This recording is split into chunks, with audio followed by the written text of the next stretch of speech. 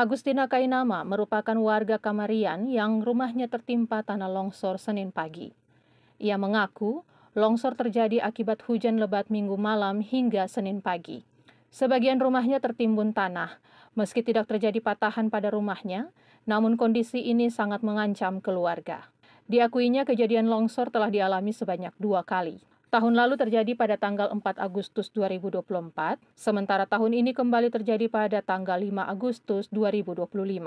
Pada kejadian longsor yang pertama, dari dinas terkait telah mengambil dokumentasi untuk pembuatan talut penahan longsor, namun hingga kini tak kunjung ada. Ia berharap dengan longsor ini kiranya ada perhatian dari pemerintah. Kejadiannya setelah hujan kan basah dari malam tuh Pak, jadi sampai sudah jam 8, kurang lebih jam 8 langsung longsor dari atas tiba-tiba karena beta punya rumah, teras rumah dan di balakan dapur. Musibah longsor juga dialami Minggu 1, longsor yang menimpa rumahnya sekitar pukul 10 pagi waktu Indonesia Timur. Dirinya berharap ada penanganan dari dinas terkait. Baru tadi pagi hujan dari hampir siang tuh dia longsor pada jam 10 tadi tuh.